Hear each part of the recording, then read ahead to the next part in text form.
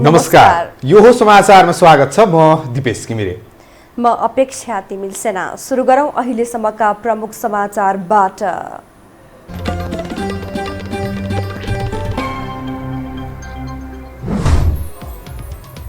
राष्ट्रपति भण्डारीद्वारा फागुन 23 गतेका लागि प्रतिनिधि सभाको अधिवेशन आह्वान। दलहरू रणनीतिक छलफलमा व्यस्त।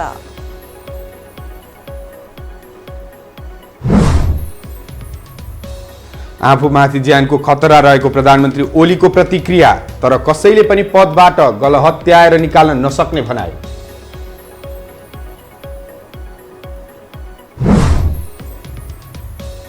राजीनामा दिन प्रधानमन्त्रीलाई सर्वोच्च अदालतले नै रोकेको सञ्चार मन्त्री गुरुङको तर्क। संसदीय प्रक्रियाबाट अघि बढ्ने प्रष्टीकरण।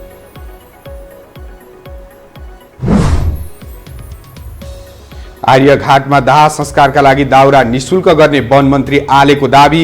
जडीबुटीबाट मुलुक समृद्ध बनाउने घोषणा।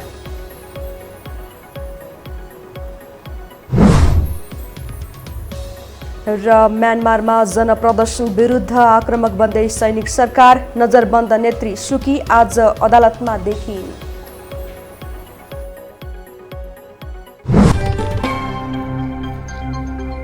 राष्ट्रपति विद्यादेवी भण्डारीले फागुन 23 गतेका लागि प्रतिनिधि सभा अधिवेशन आह्वान गर्नु भएको छ।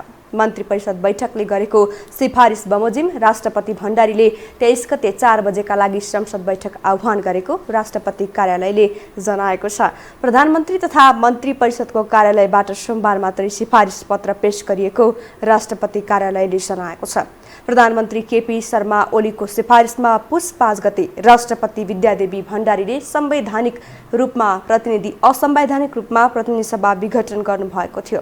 विघटन विरुद्ध सर्वोच्च अदालतमा मुद्दा परेका थिए। सर्वोच्चले ती मुद्दामाथि सुनवाई गर्दै फागुन 11 गते प्रधानमन्त्रीको सिफारिस र राष्ट्रपतिको विघटन घोषणा असंवैधानिक भन्दै प्रतिनिधि सभा पुनः स्थापना गरेको थियो। सर्वोच्चले 13 दिनभित्र बैठक बस्ने गरी व्यवस्था गर्न राष्ट्रपति, प्रधानमन्त्री र सभामुखका नाममा परमादेश जारी गरेको थियो।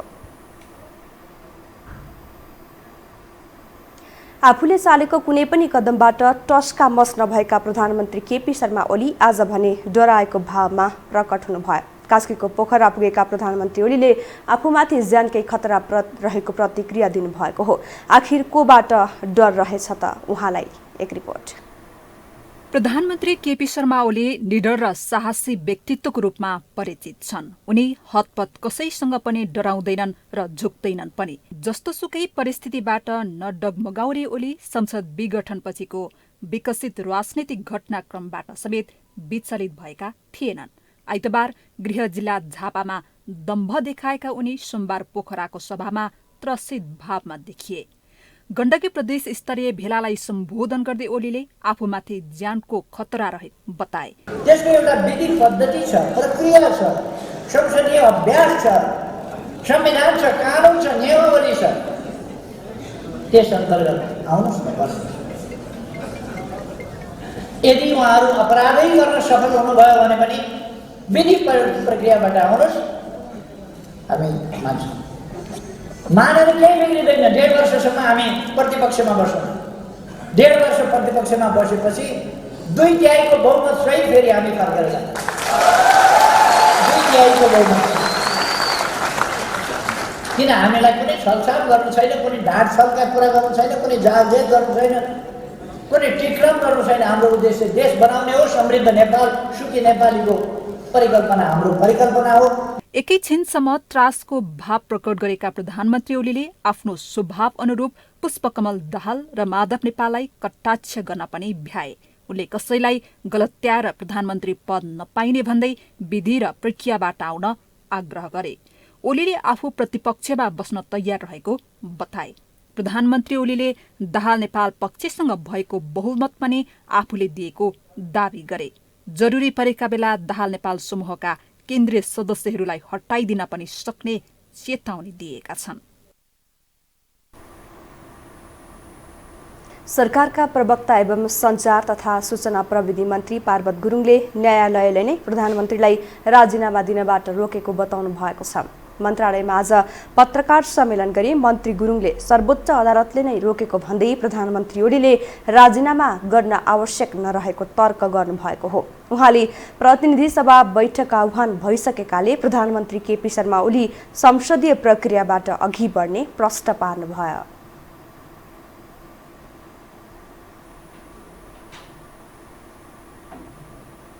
राज्य सञ्चालन गर्नु तपाईको दायित्व, त्यो जिम्मेवारी हो, त्यो तपाईको नैतिकताको विषय र संवैधानिक विषय हो भन्ने कुरो पृष्ठ 9 यहाँहरूले हेर्नुभयो भने यो सर्वोच्चको फैसला यहाँले पाउनुहुनेछ। त्यसैले नै अहिले सम्माननीय प्रधानमन्त्रीज्यूलाई राजीनामाबाट रोक्ने काम सर्वोच्चको फैसलाबाट भएको कुरो म आज यहाँलाई सार्वजनिक गर्न चाहन्छु र सम्माननीय प्रधानमन्त्रीज्यूले अहिले राजीनामा गर्नुहुन्न। मन्त्री गुरुङले प्रधानमन्त्री ओली नैतिकताको हिसाबले पनि राजीनामा गरेर भाग्न नपाउने तर्क गर्नुभयो। उहाँले प्रधानमन्त्रीलाई राजीनामा गर्नेहरूलाई आफ्नो राजनीतिक पृष्ठभूमि हेरेर राजनीतिबाट नै सन्यास लिन पनि सुझाव दिनुभयो।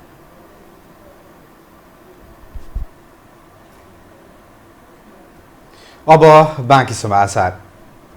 नेपाल कम्युनिस्ट पार्टी नेकपा पुष्पकमल दाहाल माधव कुमार नेपाल पक्षको सचिवालय बैठकले स्थायी र केन्द्रीय कमिटी बैठक बोलाउने निर्णय गरेको छ। नेकपाको संसदीय दलको कार्यालय सिंहदरबारमा आज बसेको सचिवालय बैठकले पछिल्ला राजनीतिक घटनाक्रमको सन्दर्भमा छलफल गर्न छिट्टै स्थायी र केन्द्रीय कमिटीको बैठक बोलाउने निर्णय गरेको हो। प्रवक्ता नारायण काजी श्रेष्ठले बैठकले पार्टीको आधिकारिकताका लागि आफूहरूले गरेको दाबीका आधारमा छिट्टै निर्णय गर्न अनुरोध गरेको जानकारी दिनुभयो। बैठक छिटै बोलाउने निर्णय गरेको छ र साथसाथै निर्वाचन आयोगले पार्टीको आधिकारिकता सम्बन्धीमा हामीले दाबी गरेको अनुरोधका आधारमा संविधान र दल ऐन अनुरूप छिटै निर्णय गर्नका निम्ति पनि हामीले अनुरोध गरेका छौँ।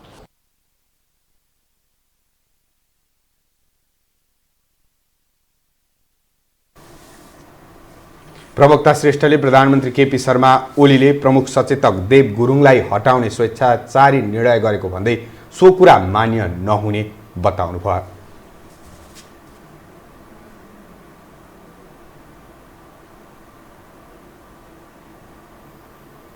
नेपालको प्रतिनिधि सभा विघटन र पुनर्स्थापनाका विषयमा छिमेकी मुलुक मौन छन्। यो नेपालको आन्तरिक मामिला भएको भन्दै भारतसहित छिमेकी मुलुकले सार्वजनिक रूपमा कुनै प्रतिक्रिया दिएका छैनन्। तर नेपालका नेताहरूलाई यो विषयले छटपटी गराएको छ। एक रिपोर्ट। संवैधानिक सङ्कट टरेर मुलुक बल्ल बल्ल खतराको तहबाट बाहिर आउन खोज्दै गर्दा नेकपाका अध्यक्ष पुष्पकमल दाहालले छिमेकीलाई सहज हुने गरी सरकार बनाउन लागि परेको आशयको सार्वजनिक अभिव्यक्ति दिए। अध्यक्ष दाहालले कांग्रेस र जसपासँग मिलेर सरकार बनाउँदा छिमेकी मुलुकलाई कम्फर्टेबल हुने र यस्तो कार्यले विशेष गरी भारत धेरै खुसी हुने दाबी गरे। यो अभिव्यक्तिलाई लिएर उनको आलोचना चुलिएको बेला प्रधानमन्त्री केपी शर्मा ओलीले आगोमा घिउ थप्ने काम गरे। आइतबार झापामा प्रधानमन्त्री ओलीले दाहाल नेपाल भारतको इसारामा चलेको आशय प्रकट गरेर बोले। एउटा फोन गर्छ, फोन गरेर आवाज सुनिन्छ त्यो अन्तर्वार्तामा, हेलो कैसे हैं आप, आपके सहयोग के लिए बहुत बहुत धन्यवाद है, आप बहुत बहुत धन्यवाद। कसलाई भयो मलाई थाहा छैन, कता फोन गरे त्यो पनि थाहा छैन, तर सुनियो त्यस्तो। यो दुईटा मिस्टरहरूले नेपाललाई बर्बाद पार्न चाहेका छन्। तर तपाईहरुलाई म भन्न चाहन्छु हामी छौं यस देशमा। त्यसो त प्रधानमन्त्री ओली पनि विदेशीलाई रिझाउन कम छैनन्। भारतीय गुप्तचर संस्था रका प्रमुख मध्यरातमा बालुवाटार छिराएर अनेक तानाबाना बुनेपछि उनको राष्ट्रवाद उदाङ्गो भएको थियो। कतिले भारतको इसारामा चलेको आरोप पनि लगाए। तिनै ओलीले अहिले दाहाल नेपाललाई भारतीय खुफियाको संज्ञा दिएका छन्। विदेशीलाई सहज बनाउन र पद जोगाउन लागि परेका सत्तारूढ नेकपाका नेताहरूको यो हरकतलाई प्रमुख प्रतिपक्ष भने चुपचाप नियालिरहेको छ। विशेष गरेर भारतको लागि कम्फर्टेबल हुन्छ भन्ने जुन अभिव्यक्ति दिनुभएको छ त्यो अत्यन्तै गलत र घोर आपत्तिजनक हो भन्ने मलाई लाग्छ। नेपालको सन्दर्भमा हामीले नेपालका लागि राजनीति गरेका हौँ, त्यस कारणले गर्दाखेरि कुनै मुलुकको लागि कम्फर्टेबल सरकार बनाउनको लागि होइन भन्ने कुरा प्रष्ट भन्न चाहन्छु। यो केटाकेटी खेल्या जस्तो बहुलठीपन जस्तो गरेर अभिव्यक्ति दिने होइन र व्यवहार पनि कसैले पनि कुनै पनि नेताले गर्न हुँदैन भन्ने मलाई लाग्छ। नेपालमा राजनैतिक सङ्कट चुलिएपछि विदेशी गुहारी हाल्ने विगतदेखिकै परम्परा हो। संसद विघटनमा जस्तै पुनः स्थापना हुँदा पनि अन्तर्राष्ट्रिय समुदायको मौनता कायमै छ। अझ त्यसमा पनि नेपाली नेताले धेरै आश राख्ने भारतले संसद पुनः स्थापना नेपालको आन्तरिक मामिला भनेर टिप्पणी गरेको छ। तर नेपाली नेताहरूको छटपटीले सीमा पार गरेको छ। भारतको लागि सरकार खोज्या हो, त्यसकारणले म त उहाँहरूको जुन भनाइ छ नि त्यो पाको भनाइ जस्तो मलाई लाग्यो। यो काँचोपना र एक प्रकारले नेपाल र नेपालको अस्मितामाथि नै खेलवाड गरेर उहाँहरूले भारतको राजी भयो भने हामी सरकारमा पुग्छौँ, सिंहदरबारमा प्रधानमन्त्रीको कुर्सीमा पुग्छौँ भन्ने धारणा देखाउनु भयो। भनेपछि भारतको सहयोग बिना त सरकार कुर्सीमा प्रधानमन्त्रीको कुर्सीमा पुग्न सकिने रहन्छ। आफू सङ्कटमा परेका बेला भारतले आफ्नो पद जोगाइदियोस् भन्ने आकांक्षा नेपालका सबै नेताले राख्ने गर्छन्। भित्रभित्रै मिले कुरा सकिन्छ, तर अनेक प्रयास गर्दा पनि असफल भए सार्वजनिक रूपमै अनुनय विनय गर्ने हरकत सुरु हुन्छ। त्यसकै चरम रूप अहिले देखिएको हो। तर विदेशीको सहजताका लागि सत्ता समीकरणमा लागि परेका नेताहरूले जनतालाई कम्फर्टेबल हुने गरी कहिले सरकार बनाउँछन्, अहिलेको ज्वलन्त प्रश्न बनेको छ। यो हो टेलिभिजनका लागि क्यामेरामा सञ्जय घिमिरेका साथमा सन्तोष विके थापा, काठमाडौँ। प्रतिनिधि सभा पुनः स्थापना पछि नेकपाको विवाद फागुन 23 गते संसद प्रवेश गर्दैछ। संसद बस्नु अघि कानुनी उपचार नगरे सत्ता पाएको र नपाएको झोकमा दुवै पक्ष संसदमा भिड्ने पक्का पक्की देखिन्छ। के यसले संसदीय प्रक्रियालाई प्रभाव पार्छ त? एक रिपोर्ट। प्रतिनिधि सभा पुनः स्थापना भएर संवैधानिक खतरा टरे पनि दुई चिरामा विभक्त नेकपाको आधिकारिकता विवादलाई निर्वाचन आयोगले छिनोफानो नलगाउँदा राजनैतिक सङ्कट चुलिएको छ। अझ संसद पुनः स्थापनापछि पहिलो पटक फागुन 23 मा बस्न लागेको संसदमा नेकपाका दुवै पक्ष आफ्नै दाबीका साथ प्रस्तुत हुँदैछन्। संसद बैठक आह्वानसँगै प्रधानमन्त्री केपी शर्मा ओलीले दाहाल नेपाल पक्षका देव गुरुङलाई हटाएर विशाल भट्टराईलाई संसदीय दलको प्रमुख सचेतकको जिम्मेवारी दिएका छन्। जिम्मेवारी पाए लगत्तै भट्टराईले प्रधानमन्त्री विरुद्ध अविश्वासको प्रस्ताव ल्याउन समर्थन गर्ने वा व्हिप उल्लङ्घन गर्ने कुनै पनि सांसदलाई कारबाही गर्ने चेतावनी दिएपछि त्यसले दुई पक्षको विवादलाई झनै मलजल गरेको छ। अविश्वासको प्रस्तावको कुरा छ, संसदमा त्यस किसिमको अविश्वासको प्रस्ताव आयो र उहाँहरूले व्हिप उल्लङ्घन गर्नु भएन भने हाम्रो पार्टीको संसदीय दलको विधान अनुसार र राजनीतिक दल सम्बन्धी ऐन अनुसार चाहिँ उहाँहरूलाई चाहिँ कारबाही हुन्छ। दाहाल नेपाल पक्षले पनि यसअघि नै प्रधानमन्त्री ओलीलाई संसदीय दलको नेताबाट हटाएर पुष्पकमल दाहाललाई संसदीय दलको नेता बनाएको थियो। प्रतिशोधको भावनाले ग्रस्त ओली दाहाल एकले अर्कोलाई असफल बनाउन जस्तो सुकै अस्वाभाविक हद र गठबन्धन बनाउन सक्ने परिस्थितिका बीच बस्न थालेको संसद बैठकमा सडकको द्वन्द्व, सङ्घर्ष र विवाद अब त्यहाँ सर्ने निश्चित छ। किनकि ओलीले बनाएको प्रमुख सचेतकलाई दाहाल नेपाल पक्षले नक्कलीको संज्ञा नै दिन भएको छ। झुट, भ्रमपूर्ण धम्की दिएपछि केही सदस्यहरू उफ्रेर बालबाटोतिर लाग्छन् कि भन्ने कति एउटा जनतालाई ढाँट्ने कुरा रहेछ। यो त त्यहाँ कुनै व्यक्तिलाई सदस्यताबाट निकाल्नु हो भने केन्द्रीय कमिटीले अनुमोदन गर्नुपर्छ। अनि केन्द्रीय कमिटीको बहुमत कस्तो हातमा छ? केपी ओलीको 100 जना पनि सदस्य छैन बालबाटो, दुईटै हामीसँग छन्। अनि यहाँ आएर नक्कली प्रमुख सचेतकले म व्हिप जारी गरेर निकाल्छु भन्दा कोही पठाउँछ? ओलीले पार्टी विभाजनको बाटो नलिएर संसदीय दल र संसदमा अविश्वासको प्रस्तावको सामना गर्ने विकल्प रोजेपछि वैकल्पिक सरकार निर्माणमै चुनौती थपिएको छ भने दाहाल नेपाल पक्ष पनि दबावमा परेको छ। तर एकले अर्कोलाई कारबाही गर्दै छुट्टा छुट्टै पार्टीको जस्तो अभ्यास गरिरहेका दुवै पक्षले संसदीय दलबाटै विवाद निरूपण नगरी अघि बढे संसदीय व्यवस्थाकै अवज्ञा हुने विज्ञहरू बताउँछन्। संसद बस्नुभन्दा अगाडि पनि संसदीय दलहरूसँग सचेतकसँग प्रधानमन्त्री, प्रतिपक्षको नेता, जुन दलका पदाधिकारीहरू भन्छ नि, तिनीहरूलाई सभामुखले बोलाएर बैठक गर्न सक्नुहुन्छ। त्यो चाहिँ औपचारिक बैठक एउटा संसदको हुन्छ। त्यो अनौपचारिक धेरै बैठकहरू पछि मात्रै संसदको औपचारिक बैठक बसेको हुन्छ। त्यो यत्रो फेरि विघटन पछिको त्यो बेला सभामुखले पहिले सबैलाई बोलाउनुपर्छ र यो औपचारिक बैठकमा चाहिँ नि यो विवाद चाहिँ नि नलगौँ भनेर आग्रह गर्नुपर्छ। नत्र दुइटैले म आधिकारिक भनिरहलान्, संसदको मूल्यवान समय त्यसैमा जाला, सभामुखले उसलाई पनि रोक्न सक्नुहुन्न, उसलाई पनि रोक्न सक्नुहुन्न, त्यहाँ गर्मी होला, त्यो राम्रो चाहिँ परिदृश्य हुने छैन। संसदभित्र प्रवेश गर्नु अघि नेकपा भित्रको जटिलता समाधान नभए सदन प्रवेश अगावै नेकपाका नेता मुठभेटमा जानेछन्। त्यति मात्र होइन, एकअर्काको अनुहार समेत हेर्न नसक्ने अवस्थामा पुगेका नेताहरू संसदमै पक्ष विपक्षको हैसियतमा उभिए त्यसले संसदीय प्रक्रिया नै प्रभावित हुनेछ। यसर्थ सबैभन्दा ठूलो कारक सत्तारूढ नेकपालाई कानुनी उपचार गरेर मात्रै संसद प्रवेशको लागि बाटो खोल्न सभामुखले भूमिका खेल्न आवश्यक देखिन्छ। यो हो टेलिभिजनका लागि क्यामेरामा सञ्जय घिमिरेका साथमा सन्तोष बेके थापा, काठमाडौँ। हामीसँग समाचार अझै बाँकी छन्, अहिलेलाई विश्राम।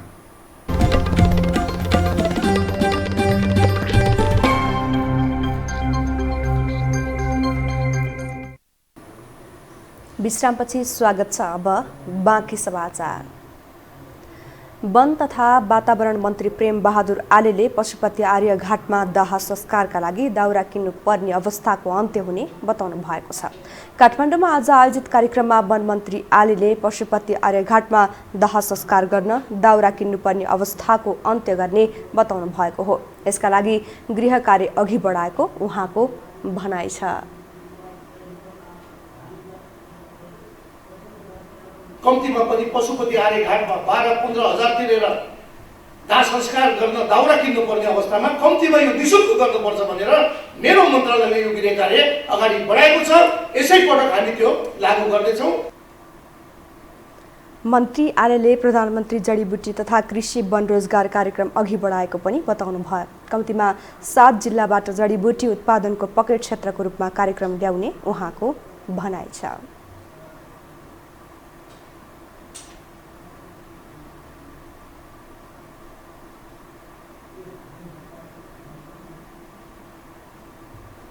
मुलुकमा 3 तहको सरकार छ।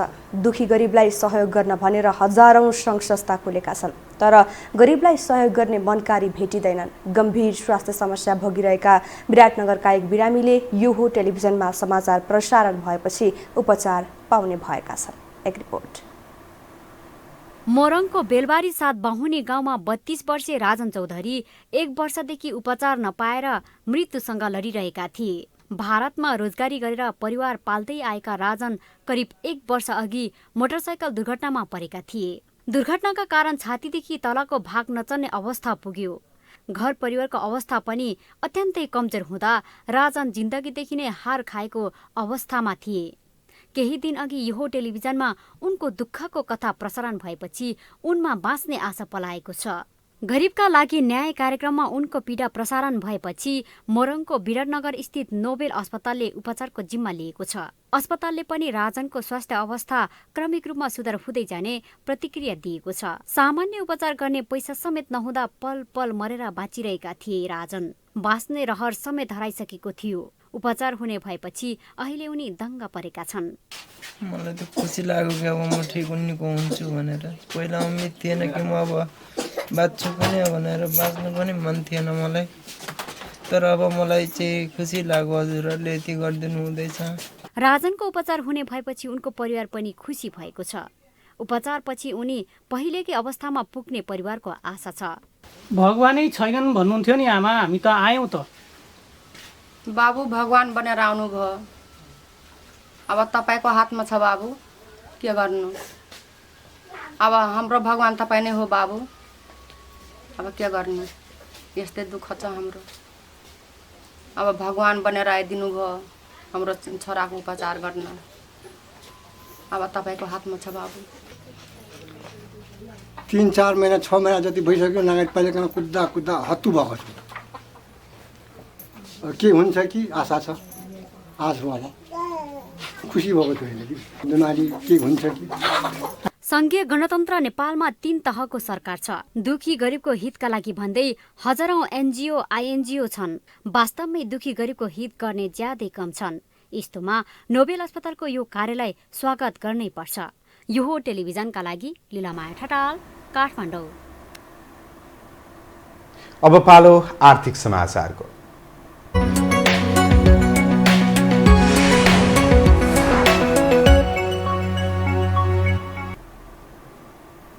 पछिल्लो 2 दिन उच्च अङ्कले गिरावट आएको नेपाल स्टक एक्सचेन्ज नेप्से परिसूचक आज भने दोहोरो अङ्कले बढेको छ। आज बजार मापक नेप्से परिसूचक 40.54 अङ्कले वृद्धि भएर 2515.03 अङ्कमा पुगेको छ।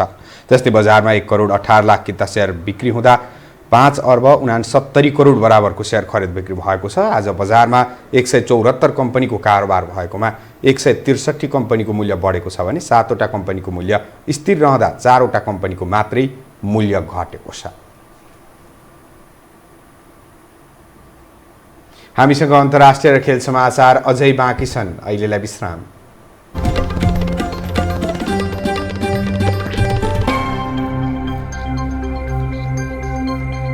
विश्रामपछि स्वागत छ। अब अन्तर्राष्ट्रिय समाचार।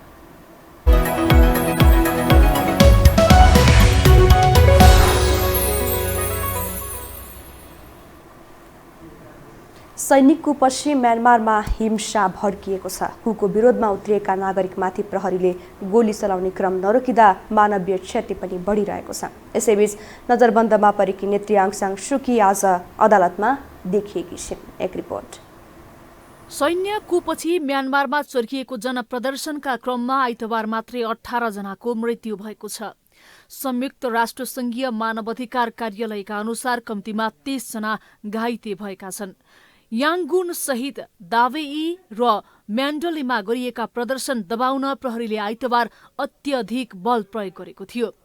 यस क्रममा गोली, असुर ग्यास, लाठी तथा पानीका फोहरा समेत हानिएको थियो। सामाजिक सञ्जालमा पोस्ट गरेका दृश्यहरूमा प्रहरीले प्रदर्शनकारीलाई लखेटी कुटेका र कैयौं मानिसहरू रक्ताम्य भएको देखिएको छ।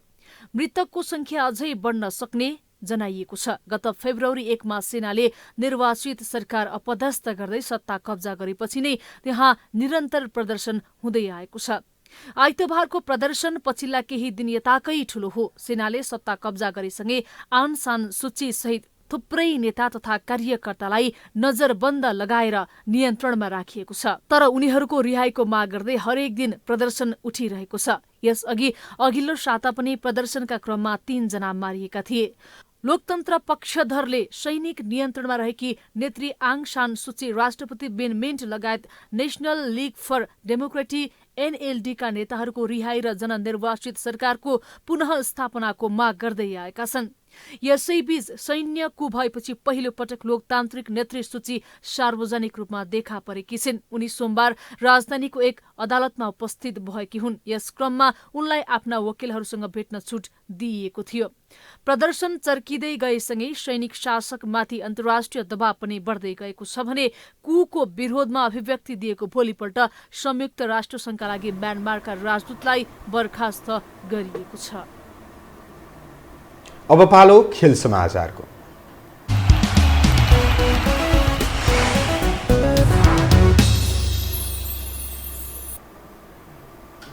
गौतम बुद्ध अन्तर्राष्ट्रिय क्रिकेट रङ्गशाला निर्माणमा हालसम्म 43 करोड 48 लाख बराबरको रकम खर्च भएको छ। आज सार्वजनिक विवरण अनुसार हालसम्म 32 करोड 30 लाख 24,354 रुपियाँ 80 पैसा मात्र आर्थिक सङ्कलन भएको छ। दुर्मुस सुन्तली फाउन्डेसनले चितवनको भरतपुरमा निर्माण गरिरहेको रङ्गशाला निर्माण गर्दा हालसम्म 11 करोड 17 लाख 82,027 रुपियाँ 43 पैसा ऋण रहेको बताइएको छ। मैदानको काम 85% र प्याराफिट तर्फको काम 30% सम्पन्न भएको फाउन्डेसनले जनाएको छ।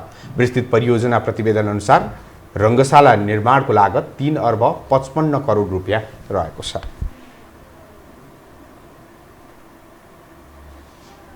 खेल समाचारसँगै हामी यो समाचारको अन्त्यमा आइपुगेका छौँ। जाँदा जाँदै प्रमुख समाचार पुनः एकपटक।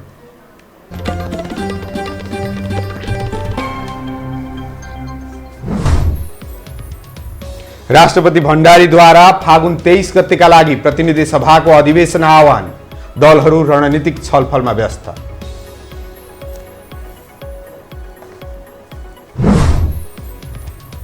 आफूमाथि ज्यानको खतरा रहेको प्रधानमन्त्री ओलीको प्रतिक्रिया, तर कसैले पनि पदबाट गल हत्याएर निकाल्न नसक्ने भनाई।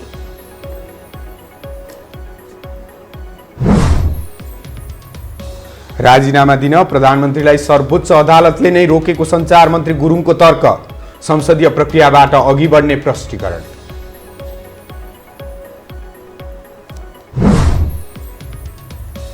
आर्यघाटमा दाह संस्कारका लागि दाउरा निशुल्क गर्ने वन मन्त्री आलेको दाबी। जडीबुटीबाट मुलुक समृद्ध बनाउने घोषणा।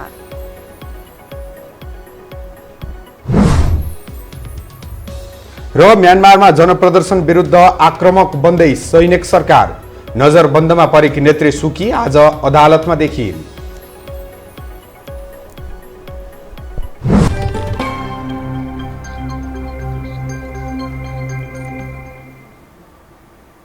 हवस् त यो समाचार सकियो। समाचार बुलेटिनका साथै यो टेलिभिजनका सम्पूर्ण कार्यक्रम यो टेलिभिजन.com, यो खबर.com, युट्युब र फेसबुकमा पनि पढ्न र हेर्न सक्नुहुनेछ।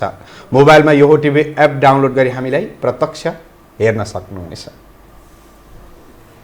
तथ्य सहितको निष्पक्ष समाचारका लागि हेर्दै रहनुहोला यो टेलिभिजन। नमस्कार।